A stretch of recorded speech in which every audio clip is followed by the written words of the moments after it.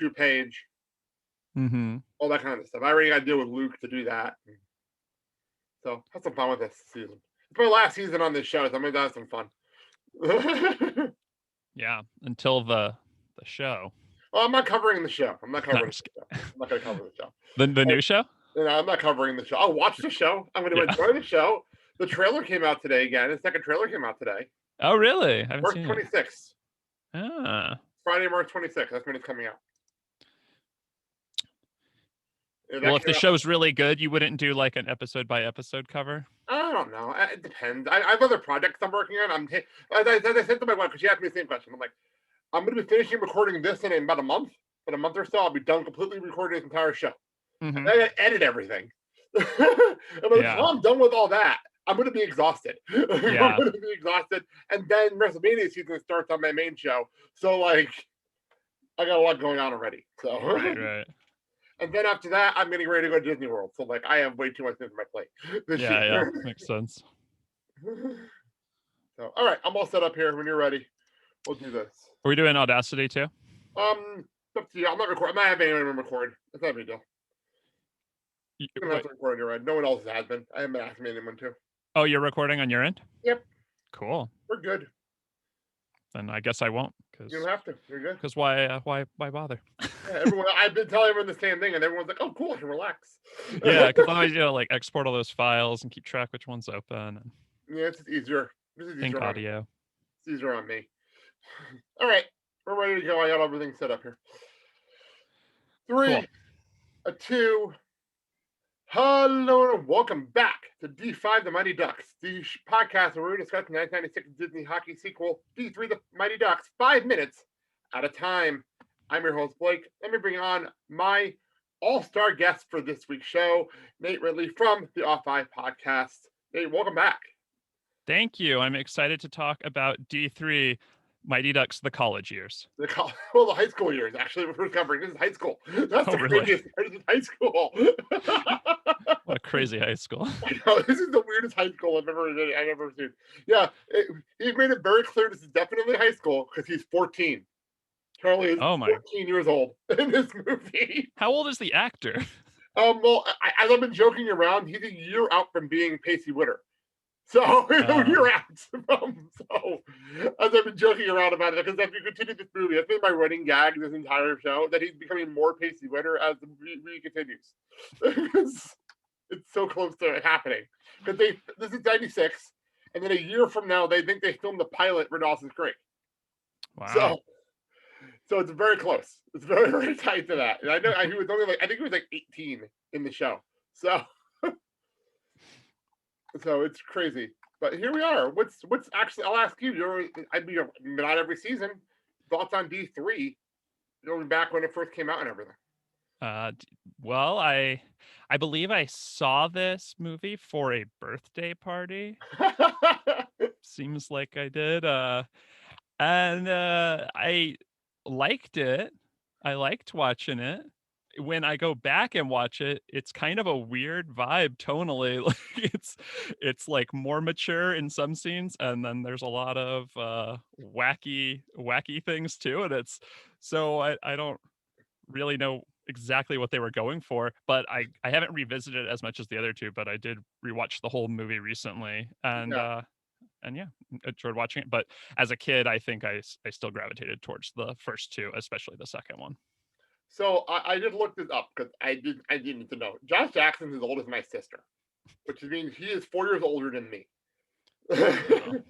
So that means 96, I was in 8th grade. So he would have been in high school, senior year of high school when this movie came out. So we're about 3 years older than the character. Not too bad. That's not bad, actually, when you think about it. It's not that bad. I mean, 3-year difference. Yeah. So there you go. And that's new information to me that you asked that question. I had to look it up, but you asked.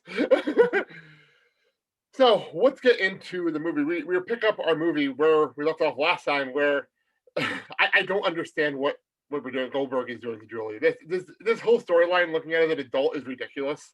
Like Goldberg trying to get Julie to eat, to get her fatter or get her sick or whatever the hell his plan is here, just so he can be in goal. the storyline, it bothers me now. Like, Yeah, it's kind of weird, isn't it? yeah, as an adult, it really bothers me. And it's not really a good prank because it's like she doesn't know anything about food. He's like, you just got to eat lots of donuts, and she's like, you do? And then he's like, I'll give you nutritional advice, and it's like, from you, Goldberg? Yeah. You're going. Why? Why would I think that you know anything about this? And then the only person that's in on it besides Goldberg is Averman. And even he knows this is a terrible idea. Like, And he's laughing while he tells her. It's so stupid. Like, ay, I can't get over it, how ridiculous it is as an adult. Especially since I almost have a teenage son. So it's like, it's a little ridiculous storyline now. So last episode, I said, coming up is the grossest part of this movie. But before we get to the grossest part of this movie, before we get to that, I realized something going into this episode, that I have not looked at our three main warriors that we follow around for the entire movie. I have not actually looked at who they are. I have not done that yet. This is the first time I have not had a chance to, and here we are. Cole, our big guy, our big dumb oaf that we love making fun of throughout this movie. That's Michael Cutlass, and he's been everywhere. He's been everywhere. He's been in The Walking Dead. He's been in The Kids All Right. He was in 90210, Band of Brothers, Southland. So, hell of a list of things he's been doing. You play a dumb guy in all those things? I never watched The Walking Dead or anything like that. So, and my sister was 90210, so I have to ask her that one. Like, I have to ask her about that one. But like, I never watch. Like, I know people watch The Walking Dead. They probably recognize them from The Walking Dead. I don't ever watch The Walking Dead. I watched the first 4 seasons and I don't recognize him, but it's 2014 to 2017. He played Averman Ford. And it didn't mean anything to me. So it didn't mean anything to me. So Rick, our captain, that is Christopher Orr. This is his first role, officially. And he was also in 90210 for a while. I'm noticing a trend here. wasn't, yeah.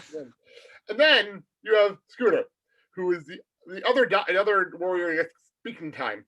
And I was like, why does he look familiar to me? But I'm like, there's no way I know who this is. Well, this is Scott Wyatt. Why I know his name is that I talked about him last season.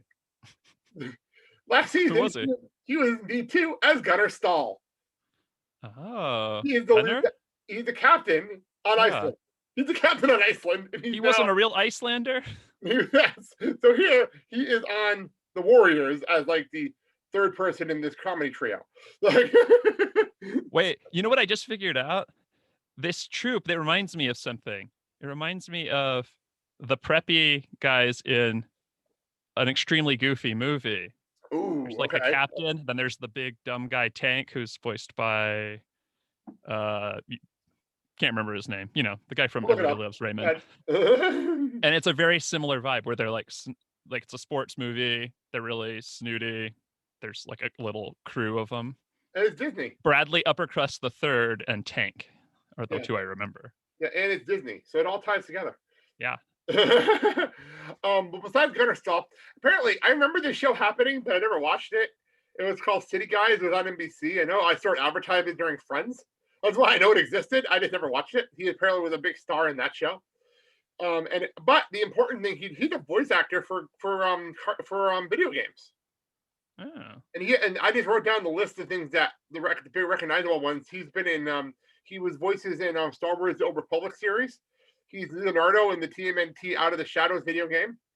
He was in Legends of Heroes. He's in Batman Arkham Underworld, Final Fantasy 15, God of War, and then the list goes on and on and on and on and on. Like, that's a big list.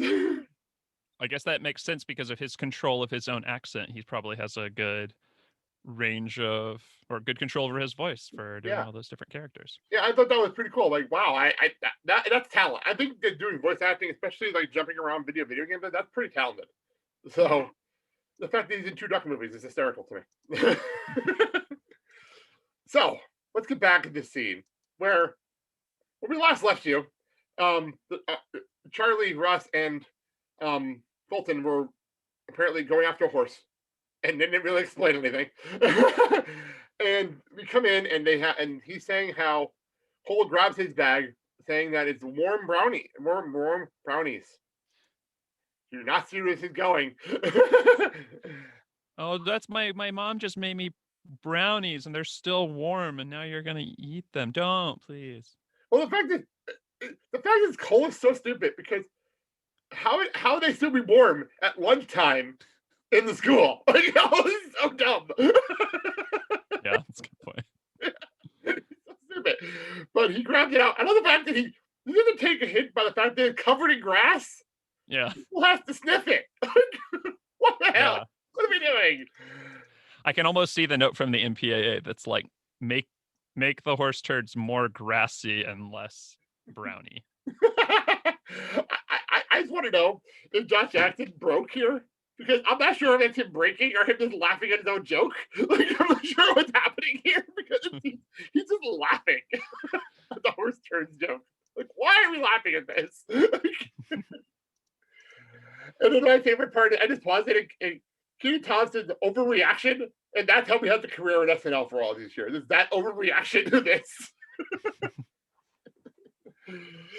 Oh my god, this is so gross though. The fact that he's holding, at the end of the day, he's holding horse shit in his hand for a good like minute and a half. Like, yeah. Why didn't they go all the way and have him try to eat it? Probably the smell, and even he's not stupid enough to not know what some shit smells like. That might be what it is. That might be what it is. But you gotta get that, you gotta have that moment. You gotta have that Austin Powers moment. Austin Powers Spy Who Shagged Me, where he's like, God. where he's holding it the whole time, and then he ever. still goes for the sip of the stool sample. That is one of the grossest scenes in that entire franchise. It's one of the grossest things I've ever seen. It's a bit nutty. A bit nutty, yes. I actually felt bad for Joni over an Austin Powers minute that she had to cover that scene. Like, I actually felt bad because that was such a gross moment. Like, yeah. It would have been worse that I can think of when it comes to gross out scenes in movies that out of nowhere gross out scenes, not like Jackass or anything like that. I'm talking about in movies like this. Is in like what was it? Van Wilder. That's why I included Van Wilder when they jerked off the dog and then put it into cannolis and fed it to their rival group. Oh, yeah, that was so gross. That's the college years. I literally walked out of the room watching the movie and came back. I was so grossed out by that. I'm like, come on, this is disgusting. I haven't seen that. Oh, it's a funny movie. I really like the movie, but that scene is so fucking disgusting. But anyway, I like the fact that he throws the bag at the cheerleaders that were messing with Linda earlier, and then they pour the bag out, and then they gross out and run. Yeah. And stampede. Suddenly we have a stampede. Yeah, I wrote down cafeteria pandemonium. But the point is, why is everyone else running? Like, I understand why the football players, the hockey players are running. I understand why the cheerleaders are running. Why is everyone else running? That's how stampedes work. That's what killed Simba's dad. Oh yes, good point. Good point. I do love the fact that Goldberg realizes it's the hockey team and is then looking for Charlie. Like, it's like, what's going on? What's happening? But this is still one of my favorite jokes of this entire sequence is when the Varsity stops and sees Dean, and they're all polite, and then we have a pratfall into a door. I love that joke. It cracks me up every time I see this movie. This is like one of the things, like I was kind of talking. So it's like a high school, like Dean, like kind of relationship. But as they run up, there is like a cartoon sound effect of skidding to a stop. That's like, then they say oh, good day, sir, or whatever. And then as they start running, there's like a bullet ricocheting off a rock, like a, and then there's a car revving sound effect. Like, this is a real movie. You can just put cartoon sound effects into every scene to make it funnier. We moved it up a notch. That's what happened in this. Yeah, but I mean, like, the bullet ricocheting isn't even the right sound effect to select for that. Like, what kind of Foley archive were they going into? The Warner Brothers one or something? Oh my god, yeah, it is really bad. That is really bad. But when you say that Ricochet, the first thing I think of is in WWE, there's a wrestler named Ricochet, and for some reason they decided they needed to add a gun ricochet sound effect at the beginning of his theme music, and it still annoys me to this day. It still annoys me because I love his theme music, and it still annoys me to this day they did that. But anyway, let's get back to the ice. I'm still trying to figure out what's going on here. So Julie ate too much crap. Is that what's going on here? She ate way too much of the bad food. I don't want to try to say that. She ate too much of the junk food. and so she can't do laps, so she throws up. Is that what we're I going in here? I was wondering, like, did they cut a scene where Goldberg like put like Epicac or something in that food, but then they were like, wow, that is way too mean Yeah, for you to do to I your guess own teammate. she just ate too much. 'Cause I'm sorry, I've eaten a lot. I played football. I played football for 4 years in high school. Yeah. And we used to have like these full day summer camps at the end of August, like the last week before they'd have the school open just for football and let us like keep run the school like for a week. And like they have the cafeteria open for us, and we eat a lot, and then go back outside. And the jogging, the sprinting would do burn off the food. We eat a lot of food. We've never gotten to the point where we threw up while running. Like that's not a thing that happened. So like, what's happening here? Well, and then earlier when he's showing her the donuts, she's acting like she's never tasted a donut or seen it. She's like, "Wow, this is really good." It's like I think maybe the thing they didn't mention is that she's from like a all natural granola type or organic health family, and she's never even seen a donut before, and Yeah, that's like why it's like upset her stomach. You can't just yeah. she grew up in Maine, so maybe I can go with that. I can go with that. You know, like, It's the only way it makes sense, right? yeah, like I'm trying to think, like that does make sense. I mean, I can see. I know people that grew up in households where like you can't eat snacks or it'll go right to your stomach. Like I know people like that. But like Mhm. I also know people that went to friends' houses and said fucking ate anyway. So I don't understand the logic here that she's never had a donut before. Like I just can't get past that. Well, and so to the tonal thing, so we have those cartoon sound effects. Then when we go to this scene, the music stops and it's like a serious skating scene. Then as she starts throwing up, it's also extremely over the top where it's like, whoa, like Mhm. someone was having a lot of fun in the sound booth making her throw up. It is kind of like all back and forth on whether or not they're learning life lessons or having the zaniest time of their life. Because you know what's also crazy about all the hockey stuff and the practices? They take these practices super serious. Like in this whole movie, they do take these practices like super serious, which is Yeah. cool. I don't mind that. I think it's good for the concept they're doing. And they have a new coach. They got to take it a little more seriously, and I understand that. But you're right. And then in the background, you have Charlie and Fulton having like an actual legit like practice conversation, like a legit conversation, and then Julie's drinking in the background. Like, come on. Yeah. And then the new coach who's all serious and doesn't do anything, he's the one that makes a joke about it. I know he makes a verbal joke, which I did not expect that the first time Yeah. in the movie. Well, you know what it is though? That does help a little bit for him because he's so super serious that he does have a sense of humor. Yeah. Like it's a dad joke, but fine, he has a sense of humor, which is that makes you like him a little bit more than he did before. You know? But she's like throwing up and he's just like, what, you've got a fur ball? It's like not even doesn't care. It's not Oh, like, whoa, are you okay? I think Goldberg comes in and compliments the joke. Yeah. Come on. It's like you saw what you did there. You got the throw up, you got her name's Cat, you put it all together. It was beautiful. Beautiful. You should just get in the goal. So we're continuing this theme that I've been trying to figure this out this entire movie. When was Charlie in the first two movies named Captain? He was never Um wearing a captain seat at the beginning of this movie. I'm trying to figure this out. uh I think oh wait, I remember. Okay, He was explain. put in the captain at the end of the second movie because they were the the guy who hurt his arm got it better, right? Like he hurt his arm earlier, and then it got better, and Out so of they that, didn't have enough. thanks. Thanks. Yeah, Yeah. and they didn't have enough spots, and so he was like, "I'll be the captain and sit out that way because I should be up here being like kind of the coach, really, Assistant more coach and then being okay. Okay, coach assistant, right?" I've been trying to figure this out. Literally, everyone coming on here, and we're trying to figure out because they make this big deal out of him being captain. Yeah, And if they played it better in the last two movies that he was actually the captain all the way through those two movies, then this whole storyline would make a little bit more sense. It's sort of yeah, like, let's do something to piss off Charlie, but not actually do something that happened in the other two movies. Like, yeah.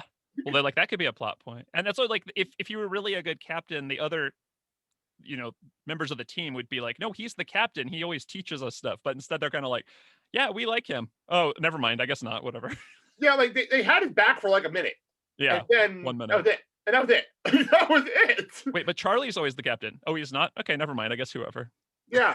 Well, that was back when they've been Coach Orion here is like the C on your jersey must stand for Charlie, not for captain. Burn. That was a burn. Yeah. If only he'd had a really good comeback to that. I know. I just think he was just surprised. I think he was more surprised than anything else. We're like, no, that it's for captain. You don't put the name of. Do you not know that you don't put the first initial of your first name on the front of your jersey? So this is actually a really good teaching lesson in this movie Mhm. that is totally taken away with a Averman Patfall when he says freeze. It's totally taken away. Like, Averman, why did you have to do a pratfall here?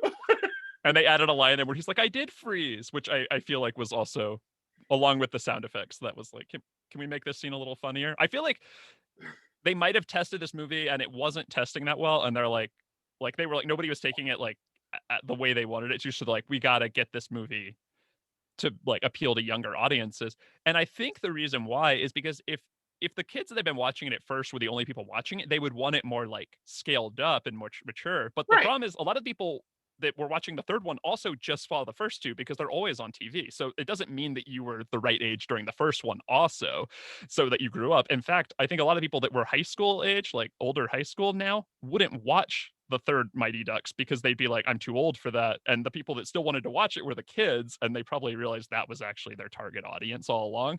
But the movie was already made, and so they tried to do it in editing instead. That is a good point that I didn't even think of. That is a very good point because you're right. I was in eighth grade, so I'm still old enough where I think the dad joke was this movie. It's not that big of a deal. But you're right. If someone was in eighth grade when D2 D1 first movie came out, and now you're almost a senior in high school, you're not going to see a Mighty Ducks movie in the movie theater. Yeah, they'd be like, this one's more of a high school drama with like inspirational, like real hockey in it. And it would be like, well, but it's Mighty Ducks movie still. Exactly. Because I'm just thinking about, you're right, because there's 4 years between the first movie and this movie. So you're right, a freshman, like an eighth grader, who saw this movie like on the start of summer, right before his freshman year, is not going to go see this movie in October of his senior year. Like, that's not something that's going to happen. You know, Yeah. that's a good So point. most of the people that were probably interested in seeing it was like a kid that just saw the first two and was like, oh, the third one in that series, but they don't want to go. And I remember like that was kind of my impression, like, oh, Coach Bombay's gone and everybody's like more serious. I don't know. Is that what you want? That's a good point. That's a good point. Like, you're right. You're putting it for perspective on this for me, because you're right. I didn't think about it from that way. Because again, I was at the right age range for this movie. I was right at the perfect age range when this movie came out. So yeah, same. Yeah, it's a good point. So, but here we go. We actually have legitimate hockey lessons here, like legitimate hockey lessons. And he starts actually talking about defense. It's legit, and I completely respect this move, especially after what's going on here. And I do like this. I love the fact that he's so annoyed by Charlie. He's so annoyed by Charlie that he puts him in the penalty box. I'm sorry, I love that so much. The thing about the penalty box is every time you go in there, it's like they allow so much attitude. Like so even in this, it's like you still get to like throw your stick and you throw your gloves in the corner and you get to like huff, and they're just like it's just part of being in the penalty box. Exactly. But like that's the kind of attitude that like as a coach or like a teacher or whatever that you would hate to see is like put someone in the corner and then be like whatever. But that's hockey. It's hockey. And what's funny about it is like he's in the penalty box for making his opinion. But at the same time, he's a new coach. Give him a chance to teach you. Like, give him a chance. Yeah. Like, come on here. He's just making excuses. Yeah, Yeah, like, Charlie is kind of too cocky in this one. I kind of agree with everyone's perspective on I mean, like it's the time. Like, why is he so cocky in this movie? Like, I don't get it. I think in universe that's why the team probably doesn't stand up for it. They're like, no, Charlie's the boss, and then he's like acting like that, and they're like, oh, come on, Charlie, you can't be like that. We've been talking about that too since the beginning. It's like, why? I noticed like right off the bat, he comes off so snotty. Mhm. Like you're the captain of a team that's new in this school, and I get it, but you're new. You're the new guy. So why are you acting like this the entire time? And Coach O'Reilly has a total, Professor Snape arc going on too, where he like seems like the villain at first, but he comes around to he was looking out, and he actually is good. Yeah, well, he's a good coach. Like looking at an adult, he's a very good coach. Like he's very good because he's not doing anything wrong. I'm so sad I won't be here to talk about the scene where they like sneak in and watch him skating with his daughter. I know, it is so bizarre. It's a sweet scene, though. It's a sweet scene. I mean, it is. Cute. It is, but like the guy wouldn't notice that there's only 2 other people in this whole arena, and there's usually nobody in there. They're just standing right there talking about him. Oh boy, that makes no sense. Anyway, that's I shouldn't spoil that. That's That doesn't make any sense. You're right. You're absolutely right. But here, this actually makes sense. Unlike scoring, defense never quits. That makes sense. Yeah. And if you play good defense, you need one thing about it. I do love the fact that Averman plays off the "I better start for the W" joke from the beginning. Averman's still funny. I also like his what one thing do all great teams have in common? He's like, great coaching. He's like, don't suck up to me, Averman. I love the fact that Coach Orion is on to him now. He's on to Averman now. Can you imagine if that really was his speech? What does all great teams have in common? A great coach. That's me. You're great now. Done. Horrible inspiration. So he's talking about confidence, and now this I actually almost want to put this on a T-shirt because this is such a great like way of looking at things. Mhm. And it says it's not just about hockey. Except everything. It's pretty easy to be confident when you have control of the puck, which is very true. It's such a true, but it's very difficult to keep that confidence when you got to take whatever string bounces life throws at you, throws your way. Yeah. Wow, that's an inspirational quote right there. I like it. And it's a good theme for the whole movie because Charlie's being taken away from his control of the team. They're in a new environment where they're not in control. The other team is really more cocky, and they're trying to learn how to do it, especially for Charlie to like give up control and still have the confidence to be a good performer and athlete and like work on his skills, even if no one's like praising him and looking up to him at that moment. Exactly. And what's cool about it here is like this is a life lesson. It's not just a hockey lesson. That's where you have a good coach. Like my football coach was like this, where he'd give you advice, but you can actually use it in the real world. Like it's not just something you're using on the field. That's the kind of great coach that I like. Like you don't have coaches like this that often that you actually want to, listen to what they say. It's very Herb Brooksy, where like you're going to use that stuff in the future. You're going to use those ridiculous phrases and ridiculous statements in the future. Right. Or that coach from the Bulls, it seemed like he had a lot of Phil Jackson. Yeah, he had a lot of that like kind of intertwined like life Zen philosophy going into the basketball. Yeah, I noticed that. I noticed that in The Last Dance. Like he would just randomly throw these things. Like, wait, he just said that randomly in the middle of a practice? Like what? Like, where did that come from? Seemed like an interesting guy. Yeah. Yeah, like I paid attention to the Bulls back then, but I didn't really pay attention. I wasn't a big basketball guy, but I watched The Last Dance, and I'm like, wow, this is a lot crazier than I thought. Yeah. The Last Dance on Netflix about Michael Jordan and the 90s Bulls. Yes. Great time to watch, even if you don't know anything about it. If you were alive during that time and you were peripherally aware of Michael Jordan, it'll be really cool to watch that documentary for you, even if you're not a basketball person, because I enjoyed it a lot. Be warned, it is TVMA. TVMA. There was a lot of cursing in there that I did not expect because I watched it on ESPN. When I first ESPN, I DVR'd it. And I was watching it before I went to work. I did not expect all the cursing on ESPN of all places. I did not expect it. And I remember they put the first episode up. And it was on ESPN. But they didn't tell anybody that it was going to be cursing. They didn't tell anybody. So the second episode was then on ESPN and ESPN2 censored. Oh. Yeah, so kids, maybe skip that one. Also, you probably don't remember the 90s Bulls. You probably have no idea what your parents are watching right now anyway. You have no idea. You're just like, who's that tall guy who's on the airplane slinging Hanes underwear with the Hitler mustache? That's Michael Jordan, kids. The funny part is that people are like 23. I don't know that 23. I'm a LeBron. Yeah. That's the LeBron generation. Star of Space Jam 1? Yes, the original Space Jam. Why is there a Space Jam 2 coming out, by the way? Why is that a thing happening this year? Why is that a thing? That's actually happening this year. It's on HBO Max schedule. Yeah. It's happening. The first one wasn't as good as I remember, so I think the second one could actually live up to it. But can they live up to Michael Jordan in the 1990s? Probably not. Probably not. Well, the funny part was I rewatched that when Space Jam Minute was going on, just because I'm listening to the show. I was rewatching. I was like, wow, this isn't good at all. This is not good. It's a very, very poorly structured film. Like I enjoyed it when I was a kid, but this is bad. It's not good at all. Yeah. So great soundtrack though. Yes, fantastic soundtrack. I think I opened a show with one of the Monstars theme recently, just because I wanted to. It was during I watched the movie. And I'm like, oh, I want to use the Monstars theme to open up the podcast. I'm going to use that for an episode. Anyway, our ending of this minutes is Charlie coming out and talking to Linda on the bench. They're beginning of their meet cute officially. Oh, right. Their official get to know you meet cute out here. But he calls her a snob because she doesn't want to talk to him because he's an athlete. No, she doesn't like you because you came off really, really, really cocky earlier when you talked to her. That is why she doesn't want to talk to you. Yeah. You probably heard of me. I'm the best athlete in this school. So you want to go out or what? That's pretty much what happened. It's pretty much what he did. Yeah. That's what he did. He said, "I'm the captain of the new JV squad." Nobody cares. Nobody cares.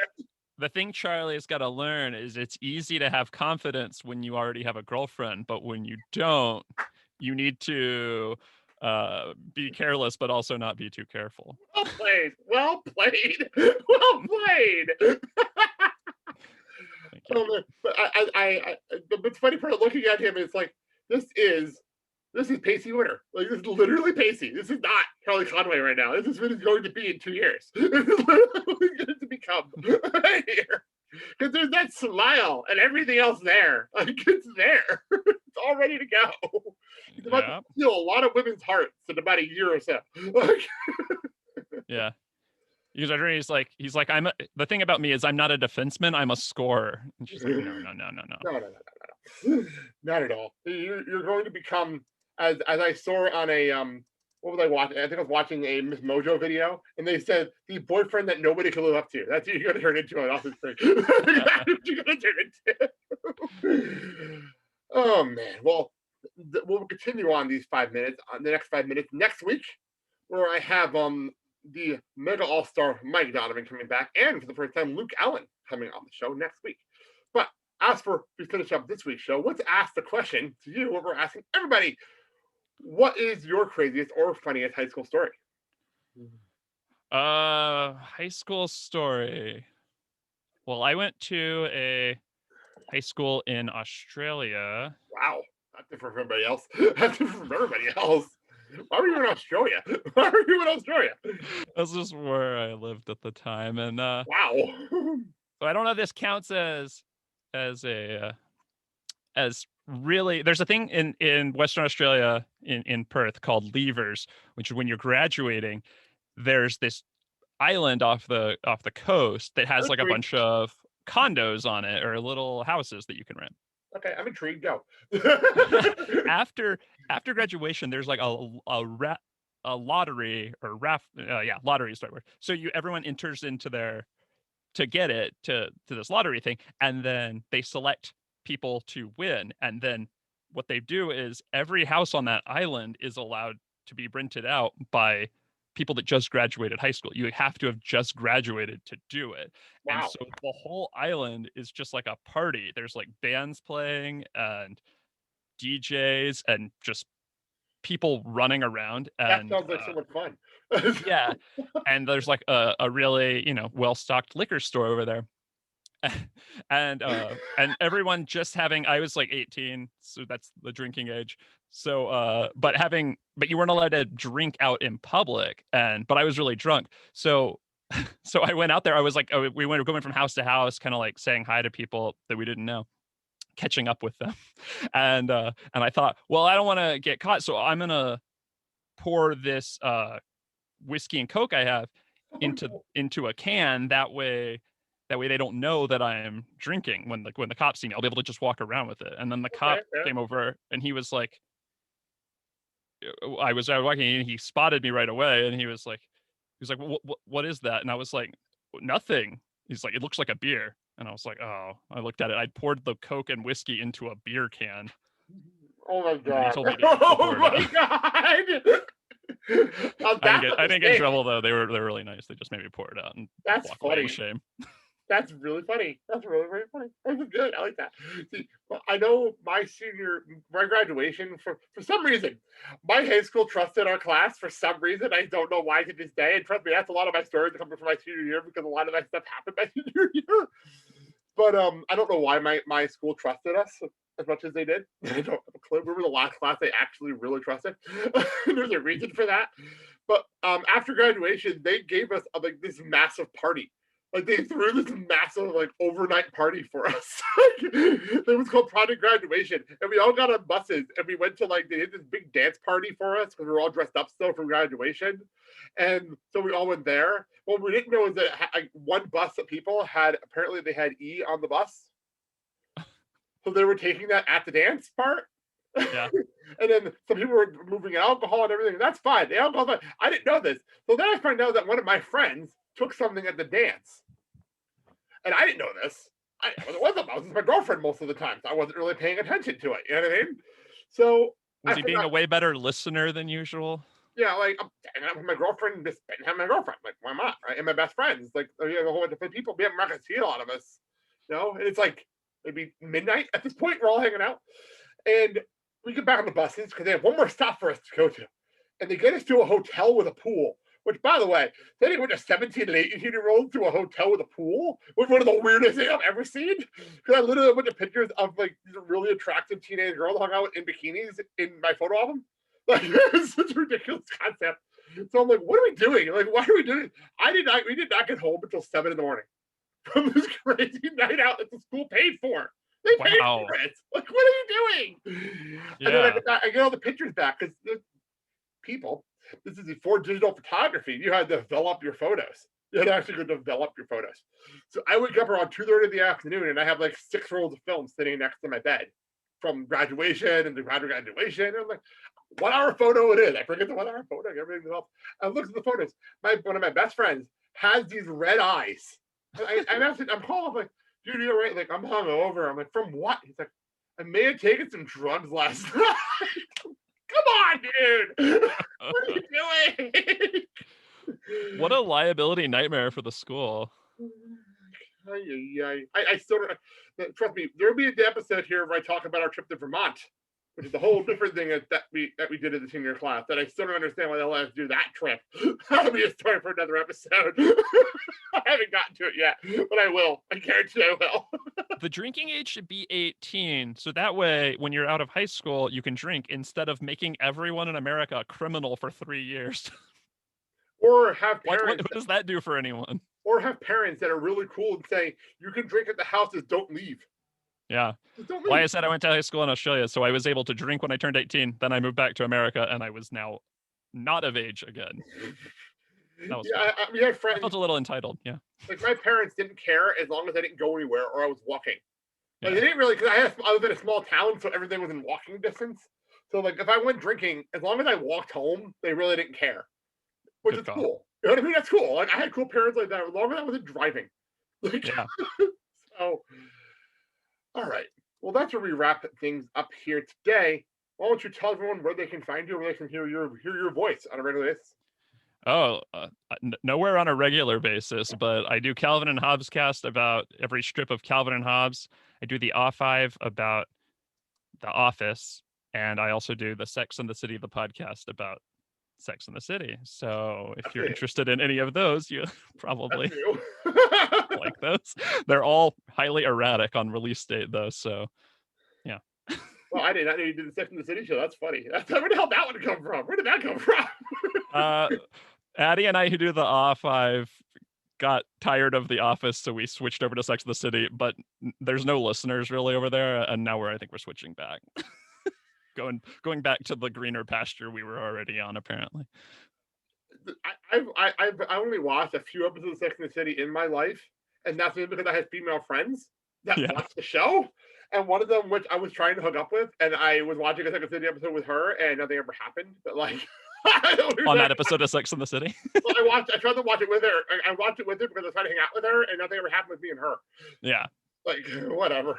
So you've been burned by Sex and the City and that person. Mm-hmm. I have been. That's a whole different story. That's a whole different situation. So anyway, let's wrap up out of here. So you can find me over on the Blake and Sal Show every single Friday, as well as on this show on all podcasting platforms. Both shows on Fridays. Let's see where I want to promote you today. I want to promote you over to Spotify. You can stream both shows on Spotify. There you go. Perfect. I say that because I'm everywhere and I try to pick a new place every single show. I never have a new place to promote. So there you go. thank you, Nate, for coming on the show. This was a Thanks lot for of fun. having me. Great to talk about Mighty Ducks, the new class. Yes, and thank you for coming on for all 3 movies. So that's awesome. Yeah. Yeah. Trilogy done. Yes. You're one of the few that made it all through all three movies. So very cool. Which is why I said all-star, because there's not many all-stars this season. Those are what the all-star list is. It's the people that made it through all 3 movies. Yeah. So This very cool. C on my shirt stands for Charlie. All right. On that note, see you all next week. Thank you all Bye-bye. for listening, and have a good day, everybody. All right, we're out. Cool.